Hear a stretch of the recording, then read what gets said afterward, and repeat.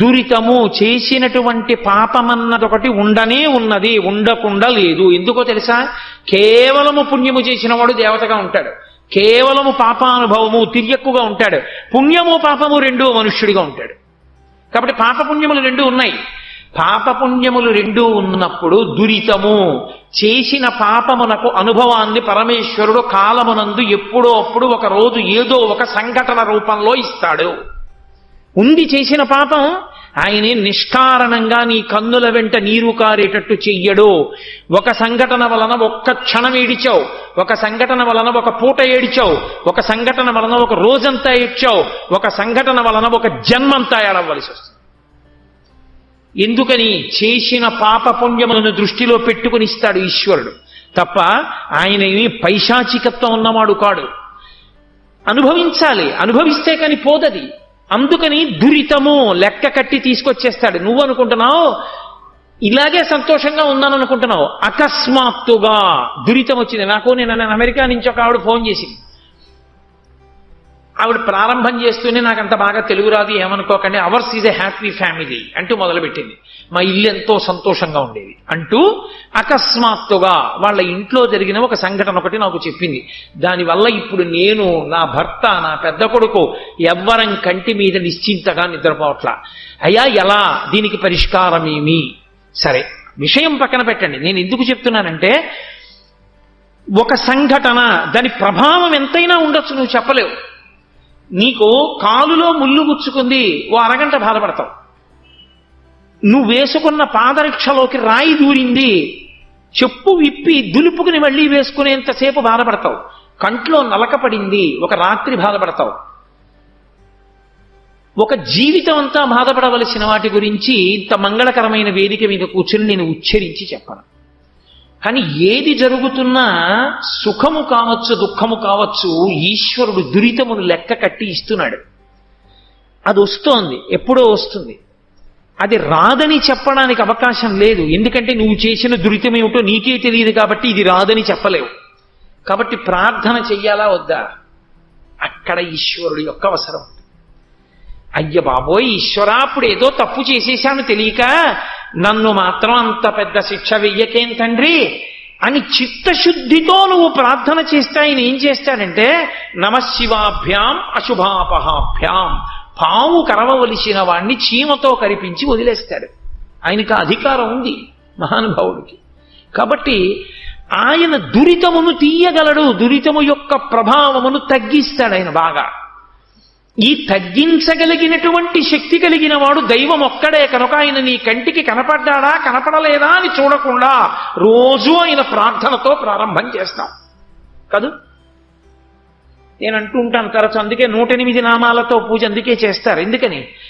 నేను ఏడవకుండా ఉండడం అంటే నాకు అనారోగ్యం రావడం వల్ల ఏడవడం కాదు, నాకేదో కాలు నొప్పెట్టో చేయి నొప్పెట్టో ఏడవడం కాదు. నా కొడుక్కి కాలు నొప్పెట్టింది, నేను ఏడుస్తానా ఏడవనా? నా కొడుక్కి జ్వరం వచ్చింది అనుకోండి, నేను ప్రశాంతంగా ఉపన్యాసం చెప్పగలనా? నా మనసు ఉద్వేగానికి గురవుతుందా అవదా? నేను ప్రశాంతంగా ఉండడమో, నేనొక్కడిని ప్రశాంతంగా ఉండడం అంటే నేను ఆరోగ్యంగా ఉండడం కాదు. ఎవరెవరు ప్రశాంతంగా సంతోషంగా ఉంటే నా జీవితం ప్రశాంతంగా ఉంటుందో వాళ్ళందరూ కూడా సుఖంగా సురక్షితంగా సంతోషంగా ఉండేటట్టు చెయ్యగలిగినటువంటి శక్తి ఈ లోకమునందు పరమేశ్వరుడు ఒక్కడే. ఎంతమంది సంతోషంగా ఉండాలి అంటే వాళ్ళ వాళ్ళ పాపపుణ్యములను అనుభవించడానికి వాళ్ళ యొక్క ఏ ఏ రాసులలో వాళ్ళు తిరుగుతున్నారో ఆ గ్రహములు ఏ ఫలితాన్ని ఇస్తాయన్న దాన్ని బట్టి ఉంటుంది. జాతకంలో గ్రహాలు తిరగడం దేని బట్టి ఉంటుంది? ఏ నక్షత్రంలో పుట్టాడన్న దాన్ని బట్టి ఉంటుంది. ఉన్నవి 27 నక్షత్రాలు, ఒక్కొక్క నక్షత్రానికి 4 పాదాలు, 27 × 4 108 పాదాలు. 108 పాదములలో కుక్క పుట్టినా, పిల్లి పుట్టినా, పంది పుట్టినా, కొడుకు పుట్టినా, మనవడు పుట్టినా, భార్య పుట్టినా, ఎవరు పుట్టినా ఆ నక్షత్రాల్లోనే పుట్టారు. ఆ నక్షత్రాల్లో పుట్టిన అందరూ ప్రశాంతంగా ఉండాలి. ఒక్క నా కొడుకు నా కూతురు కాదు, లోకా సమస్తా సుఖినో భవంతో. 108 పాదములలో పుట్టిన ఈ చరాచర జగత్తంతా సంతోషంగా ఉంటే నేను సంతోషంగా ఉంటాను. ఇది విశాల హృదయం. అందుకని 108 నామాలతో ఈశ్వరుణ్ణి పూజ చేస్తారు. అందుకు కదూ ఒక దేవాలయ ప్రాంగణంలో ఏం చెయ్యాలి అని అడిగారు. అక్షయ తృతీయ వచ్చింది అంటే దేవాలయంలో సుబ్రహ్మణ్యుడు ఉంటే అభిషేకం చేయించాలి. దేవాలయ ప్రాంగణంలో, అది శివాలయం అయితే ఉమామహేశ్వరార్చన జరగాలి, లక్ష్మీనారాయణుల దేవాలయం అయితే లక్ష్మీనారాయణుల యొక్క అర్చన జరగాలి. అక్షయ తృతీయ నాడు తప్పకుండా అందరూ ఆ పూజ చూడాలి. అందరూ ఆ పూజ చూసి తీర్థప్రసాదాలు పుచ్చుకోవాలి. అక్షయం అవుతుంది నీకు. ఈశ్వరుడి ప్రసాదం పుచ్చుకున్నావు. ప్రసాదం అంటే అనుగ్రహం. అక్షయం. నీ జీవుడు ఎన్ని జన్మలలో ఉన్నా ఈశ్వర అనుగ్రహము అక్షయం అవుతుంది. లేకుండా నీకు ఎక్కడి నుంచి వస్తుంది? ఆ రోజు ఈశ్వర పూజ చూసావు నువ్వు, అది నీ జీవితానికి ధన్యత. ఎన్ని జన్మలో, ఎన్ని కోట్ల సంవత్సరంలో వీడు పూజలు చేశాడు, చూశాడు, వేసేస్తారు. వీడు ఎన్ని, అసలు లెక్కలేదు దానికి. నేనేదో అంకె అంటున్నాను, సంఖ్య అది కుదరదలాగా. అక్షయం, అన్ని మాటలు పూజ చూశాడు అని లెక్క కడతారు. అది జీవితంలో మహాదృష్టం. మరి అక్షయ తృతీయ నాడు పూజ చేయక, పూజ చూడకపోతే ఇంకెందుకు ఆ దేవాలయం? అందుకే నేను ఇప్పుడు మురళీ గారిని అడిగాను, రేపు అక్షయ తృతీయ గురువారం నాడు వస్తోంది, ఆ రోజున ఉతకభాండం దానం చేస్తాం, మీతో మనవి చేశాను, పెరుగన్నం పెడతారు. ఆ రోజు సాయంకాలం అయ్యా నేను ఉపన్యాసం 1 గంటే చెప్తాను. ఉపన్యాసమే ఉంది, రోజు వింటున్నారు. కావలసింది ఏ తిథి నాడు జరగవలసింది ఆ తిథి నాడు జరగాలి. కాబట్టి 1 గంట ప్రవచనం అయిపోయిన తర్వాత చక్కగా లక్ష్మీనారాయణుల్ని, ఆ స్వామిని వేదిక మీదకి వేంచేపు చేసి అక్షయ తృతీయ నాటి సాయంకాలం స్వామికి గొప్ప అర్చన జరుగుతుంది. ఆ అర్చన అంతా చూసి మనందరం తీర్థప్రసాదాలు పుచ్చుకుని ఇంటికి వెడతాం. అక్షయ తృతీయ నాడు అనుభవించవలసినటువంటి గొప్ప స్థితి అది. నీకేది తెలుసో అది నిన్ను నమ్ముకున్న నలుగురికి నువ్వు చేయించాలి. అందుకు ఇంత పెద్ద వేదికేసి నీకు పరుపేసి కూర్చోబెట్టింది. వాళ్ళందరూ ఇరుక్కుని కూర్చున్నది.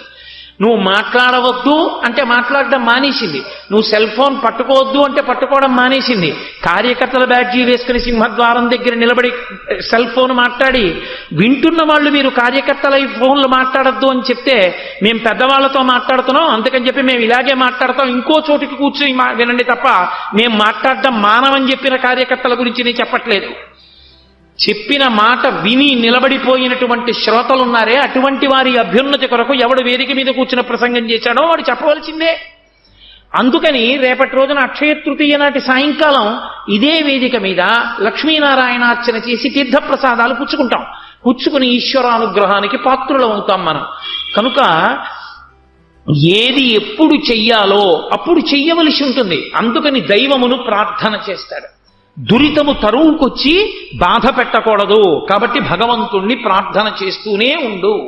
చేస్తే ఆయన అనుగ్రహము చేత ఏదో జన్మంతా ఏడవలసింది 1 రోజో 1 వారం రోజుల్లో ఏడవలసినటువంటి స్థాయిలో దాటిపోతుంది ఆయన అనుగ్రహంతో. కాబట్టి ప్రార్థన. మరి శంకరులు యత్ ఏతత్ అప్రార్థనం, అసలు ఎప్పుడు వాడు ప్రార్థన చెయ్యడు అంటున్నారు. ప్రార్థన అంటే ఈశ్వరుని కాదు, మీరు బాగా గుర్తుపెట్టుకోండి. అప్రార్థన అన్న మాటకు అర్థం ఏంటంటే యాచించకుండుట. నేను ఆయన్ని ప్రార్థించానండి, ఓ 10 రూపాయలు ఇమ్మని అంటాడు. యాచించుట, నాకు ఇది ఇమ్మని యాచించడు. యాచించడు అన్న మాటకు అర్థం ఏంటో తెలుసా? భక్తి యొక్క పై స్థాయిలో ఏం చేస్తారంటే, దురితమునకు ఫలితం వచ్చిందనుకోండి, ఏదో రాకూడని ఫలితం ఒకటి వచ్చింది. రాకూడని ఫలితం అంటే ఏమిటండి దాని ఉద్దేశం? ఓ కష్టం వచ్చింది, జ్వరం వచ్చింది అనుకోండి, ఉదాహరణ బాగా నాటుకోవడానికి. జ్వరం వచ్చింది, చాలా సంతోషిస్తాడు. ఈశ్వరా, ఓ వారం రోజులు జ్వరం వచ్చింది, జ్వరం రావడం వల్ల పడుకున్నాను కాబట్టి ఎవడో నా దగ్గరికి రాడు, జ్వరంగా ఉంది ఎక్కువ మాట్లాడద్దు అంటారు. కాబట్టి హాయిగా మనస్సుతో నువ్వు స్మరించకూడదని ఎక్కడుంది? జ్వరంతో ఉంటే మాత్రం హాయిగా పడుకుని సుఖంగా నేను ఉపవాసం చేస్తే ఎంత సాత్విక ఆహారం తింటానో అలా ఏదో రొట్టె ముక్కో కాస్త బత్తాయి రసమో తాగి విభూతి చల్లుకుని ఆ రామాయణంలో ఉన్న శ్లోకాలు వైభవం అంతా హాయిగా అలా మళ్ళీ బాలకాండ నుంచి పట్టాభిషేకం వరకు పురస్చరణ చేసి అనుభవించాడు. 2వ రోజు జ్వరం ఉంది, సంతోషంగా భాగవతాన్నంతటినీ ఒక్కొక్క స్కంధాన్ని ఆలోచించాడు. వారం రోజులకి జ్వరం తగ్గిపోయింది. ఇప్పుడు ఈశ్వరుణ్ణి జ్వరం తగ్గించేసేయని ప్రార్థించకుండా ఏమన్నాడంటే, ఈశ్వరా, నేనేదో చేసిన పాపం ఉంది, నువ్వు నన్ను అనుగ్రహించావు, ఇంతకన్నా బాధ పెట్టేస్తే నేను పాడైపోతానని హాస్పిటల్కి వెళ్ళాను, ఔషధిని సేవించాను, బాధపడ్డాను, అంతకన్నా ఇంక ఈ శరీరానికి ఏమైపోలేదు. మళ్ళీ దీన్ని నీ సేవలో వినియోగించుకోవడానికి కావలసిన స్థితిని మళ్ళీ ఇచ్చేశావు. నేను చేసిన పాపాన్ని కూడా దేన్నో పోగొట్టేశావు. ఏదో గత జన్మల్లో ఎవరో నేనన్న మాటలకి బెంగ పెట్టుకుని వారం రోజులు తల వేడిక్కిపోయేలా అన్నం నీళ్లు కూడా తినకుండా బెంగ పెట్టేసుకుని గడపవలసినటువంటి స్థితిలో ఎవరినో భయపెట్టుంటాను. ఆ పాపాన్ని పోగొట్టడానికి వారం రోజులు నా ఒళ్ళు వేడెక్కి నేను తినడానికి లేకుండా ఇంట్లో వాళ్ళందరూ భయపడేటట్టుగా మంచం మీద పడుకునేటట్టు చేశావు. అంతకన్నా ఇంకా నాకు ఏ ఆపద పెట్టలేదు. ఈశ్వర కృతజ్ఞుడను అంటాడు. అది అప్రార్థనం. అప్రార్థనం నామ యత్ యాతతో ఏ కారణము చేత అంటే నాకిది కావాలని అడగడు. ఎందుకు అడగడు? నా దురితము పోయిందంటాడు. అమ్మయ్య ఇక్కడతో పోయింది. కంచికామకోటి పీఠాధిపత్యం వహించిన మహాపురుషులు చంద్రశేఖరేంద్ర సరస్వతి మహాస్వామి వారి అన్నదమ్ములకి పూర్వాశ్రమంలో ఒక్కతే చెల్లెలు. ఆ చెల్లెలు కటిక దరిద్రం అనుభవించేవారు. ఆయన పరమేశ్వరుడు. పరమాచార్య స్వామి అంటే ఒక మాటతో అవతల వాళ్ళని కాపాడగలరు.